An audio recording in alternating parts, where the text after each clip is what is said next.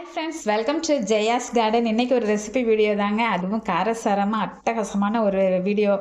அதுக்கு முன்னாடி நீங்கள் ஜெயாஸ் கார்டன் சேனலை ஃபஸ்ட் டைம் பார்க்குறீங்க அப்படின்னா ஜெயாஸ் கார்டன் சேனலை சப்ஸ்கிரைப் பண்ணிக்கோங்க. அப்படியே பக்கத்தில் இருக்கக்கூடிய பெல் ஐக்கான ஆல் ஆப்ஷன் போட்டு வச்சுக்கோங்க. காரசாரமாக ஒரு காரைக்குடி கார சட்னி, அதுவும் சட்டுன்னு செய்கிற மாதிரி ஒரு ரெசிபிங்க. இது வந்து காரத்துக்கு தகுந்த மாதிரி நீங்கள் உங்களோட காரத்துக்கு தகுந்த மாதிரி வத்தல் எடுத்துக்கோங்க. நான் 2 வத்தலும் 3 காஷ்மீரி வத்தலும் எடுத்திருக்கேன். சம அளவுக்கு சின்ன வெங்காயமும் சம அளவுக்கு பூண்டும் எடுத்துக்கலாம். எல்லாம் பச்சையாக தான் போடுறோம். கொஞ்சமாக புளி, கொஞ்சமாக கல் உப்பு எல்லாம் போட்டு நம்ம அரைச்சிட்டு வந்துடலாங்க.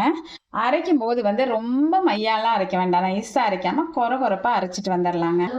இந்த மாதிரி நம்ம 1-2 அரைச்சி எடுத்துக்கலாங்க. இப்போ நம்ம நல்லெண்ணெயை கொஞ்சமாக ஊற்றிருக்கோம். கொஞ்சம் இல்லை, கொஞ்சம் தாராளமாகவே ஊற்றிக்கோங்க.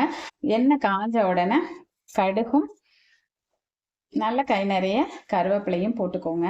எல்லாம் நல்லா பொரிஞ்சிட்டாங்க. இப்போ நம்ம அரைச்சி வச்சிருக்கிற இந்த விழுதை போட்டு நல்லா எண்ணெயிலேயே கொஞ்சமாக வதக்கிக்கலாங்க. பச்சையாக இருக்குது பார்த்தீங்கன்னா, அதனால கொஞ்சம் நேரம் வதக்குவோம். அதுக்குள்ளே நம்ம ஒரு 3 தக்காளியை மிக்சியில் அடிச்சுட்டு வந்துடலாம். தக்காளி அரைக்கிற வரைக்கும் தான் இந்த வெங்காயத்தை வதக்கிருக்கோம். இப்போ நம்ம தக்காளி அரைச்ச விழுது அதில் போட்டு நல்லா இதோட ராஸ்மல் போகிற வரைக்கும் அரைச்சிடலாங்க. அட்டகாசமாக வதங்கி மசாலா வடையெல்லாம் போயிடுச்சுங்க. அந்த தக்காளியோட ராஸ்மல் மட்டும் போயிடுச்சு. ஆனால் அந்த பூண்டு அந்த வெங்காயத்தோட ஃப்ளேவர் அப்படியே அட்டகாசமாக அதில் நிற்கிது. பார்க்கவே தகன்னு அப்படி எண்ணெய் பிரிஞ்சு வந்திருக்கா. இந்த ஸ்டேஜில் நம்ம ஆஃப் பண்ணிட்டு அப்படியே மொறுன்னு தோசை சுட்டு சாப்பிட்டா அட்டகாசமாக இருக்கும். இது வேற ஒரு பாத்திரத்துக்கு டிரான்ஸ்ஃபர் பண்ணிடலாம். மொறுன்னு அப்படியே ஸ்பெஷல் தோசை சுட்டாச்சு. அப்படியே இந்த சட்னியை வச்சு சாப்பிட்டு பார்த்தீங்கன்னா அட்டகாசமாக இருக்கும். இப்போ நான் உங்களுக்கு பார்த்து காமிக்கிறேன்.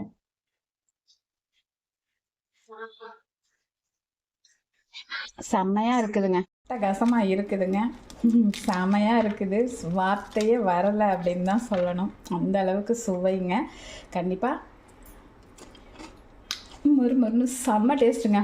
கண்டிப்பாக வீட்டில் ட்ரை பண்ணி பார்த்துட்டு எனக்கு சொல்லுங்கள். பிடிச்சிருந்தா லைக் பண்ணுங்கள், ஷேர் பண்ணுங்கள், கமெண்ட் பண்ணுங்கள்.